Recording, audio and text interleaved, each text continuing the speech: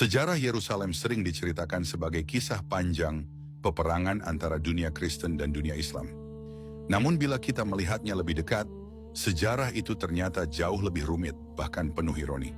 Pada abad pertengahan, perang salib meletus ketika dunia Kristen Barat berusaha merebut Yerusalem dari kekuasaan Muslim.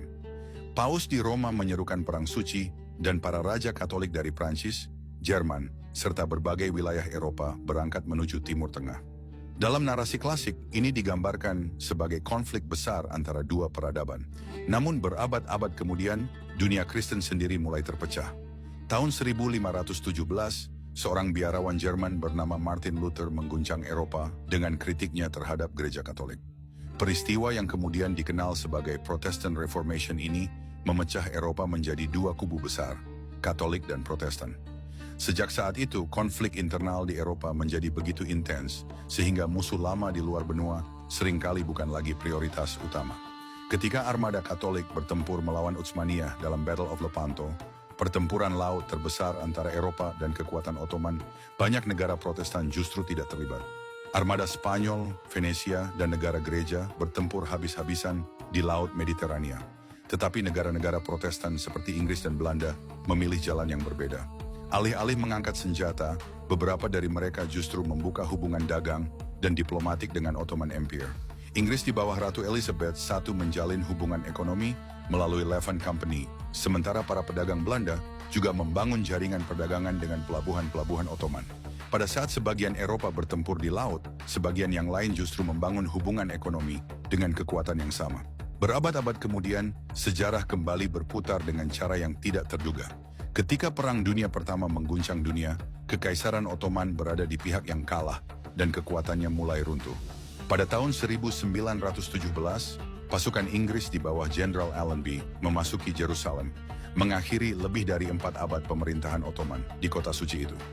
Sebelum Inggris masuk Yerusalem, Utsmaniyah sudah dilubangi dari dalam.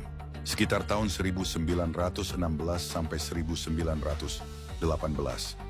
Pemberontakan Arab dipimpin Syarif Hussein dari Mekah, didukung Inggris dengan emas, senjata dan intelijen. Targetnya bukan Yerusalem langsung, tapi memutus jalur logistik Utsmaniyah, mengacaukan komunikasi, menguras pasukan di Hijaz Suriah. Inggris tidak bertarung sendirian, melainkan memanfaatkan konflik internal Arab dan Turki.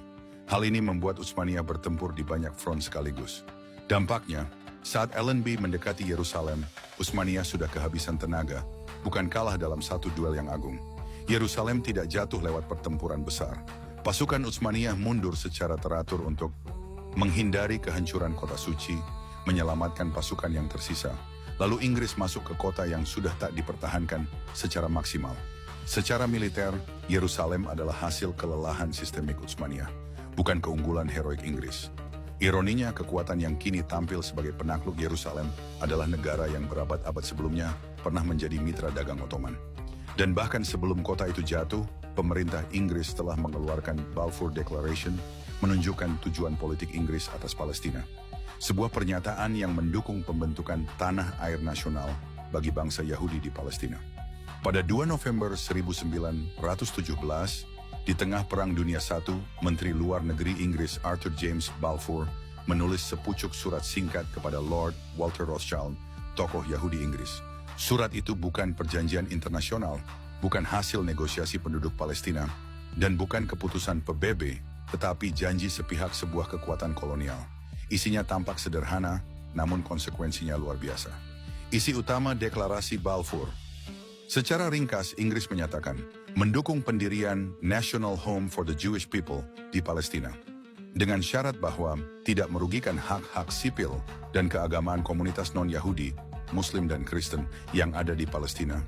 Sayangnya tidak ada definisi batas wilayah, definisi apa itu National Home, pengakuan politik terhadap mayoritas penduduk Arab Palestina, atau persetujuan rakyat setempat.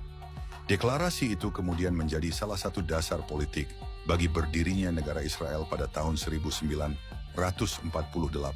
Namun bagi banyak penduduk Arab Palestina, peristiwa ini juga menandai awal pengungsian, konflik wilayah, dan tragedi yang terus berlanjut hingga hari ini.